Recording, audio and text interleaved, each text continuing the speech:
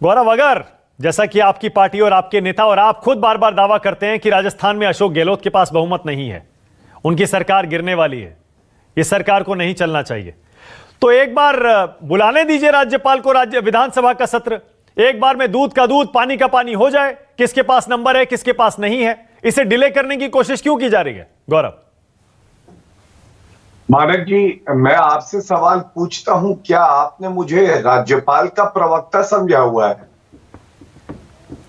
नहीं, आपको ruling party का प्रवक्ता समझा है और मुझे पता है कि वो आप हैं, लेकिन मुझे यह भी पता है कि राज्यपाल रूलिंग पार्टी से ही आए हैं। कलराज मिश्रा को कौन नहीं जानता? क्या होता? और हिंदुस्तान है जनाब, यहां पर गवर्नर साहब, राज्यपाल साहब, सिर्फ 6 साल की बात नहीं करूंगा मैं, हमेशा से रूलिंग पार्टी के इशारों पर ही काम करते आए हैं।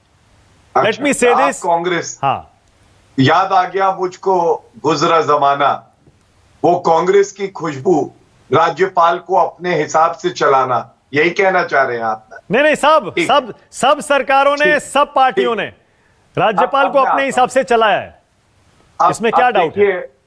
ये बात है कि मैं अधिवक्ता भी हूं, तो मैं कुछ बातें आपके सामने रख दूं। हाँ। और आप उन पत्रकारों में से हैं जो संविधान के भी ज्ञाता हैं, बहुत ही प्रखर जो है पत्रकार है। मैं एक एक करके बताता हूं। देखिए परेशानी क्या है।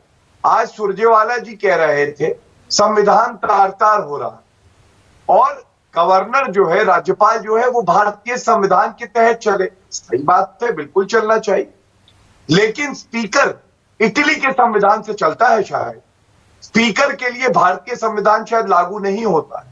मैं क्यों ऐसा कहता हूं आपको बताऊं। 14 तारीख को एक कंप्लेंट दी जाती है, 14 तारीख को ही नोटिस इशू कर देता है राजस्थान का स्पीकर और केवल 2 दिन का समय देता है।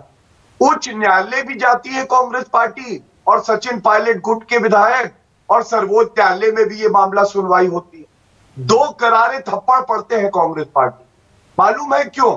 कि संविधान को तार तार मत करो।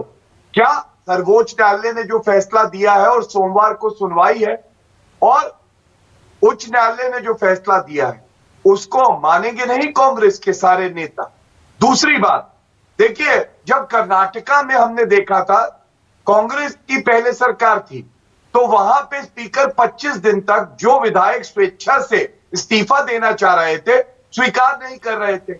यहां जब उच्च न्यायालय और सर्वोच्च न्यायालय का फैसला आ जाता है मानक जी, तो जल्दी हो जाता है। मैं एक सिर्फ प्रश्न पूछता हूं, अभय जी उत्तर दे दे। राज्यपाल, सुबह इन्होंने प्रस्ताव दिया, राज्यपाल को अनुच्छेद 174 में इतना भी समय नहीं मिलना चाहिए कि वो अपने विवेक से फैसला कर सके? जो कानूनी जानकार है, सीनियर एडवोकेट्स हैं, जूरिस्ट हैं, उनसे कंसल्ट कर सके। और मंडे को सर्वोच्च न्यायालय में लगा हुआ है ये मामला। हाँ। तो ये जल्दबाजी जो दिखाई जा रही है, गौरव, क्योंकि आप तो खुद सुप्रीम कोर्ट के वकील हैं, संविधान हम तीनों में जो इस पैनल में बैठे हैं, आपसे बेहतर कोई नहीं जानता होगा, ये मानने में मुझे कोई गुरेज नहीं है। गौरव, आपको भी पता है राज्यपाल के द्वारा असेंबली सेशन बुलाया जाना और सुप्रीम कोर्ट हाई कोर्ट की सुनवाई दोनों अलग अलग हैं। मुख्यमंत्री अगर 2 बार कह दे राज्यपाल से 2 बार कि इस असेंबली का सेशन बुलाइए, तो उन्हें बुलाना पड़ेगा। मानक जी कितने घंटे हुए ये दरख्वास्त दिए, दर्शकों को बताइए, ये तो कितने घंटे हुए? तो क्या आप ये आश्वासन दे रहे हैं कि कल तक राज्यपाल फैसला कर लेंगे? मैं कौन होता हूं ये कहने वाला? तो आप नो कॉन्फिडेंस लाइए।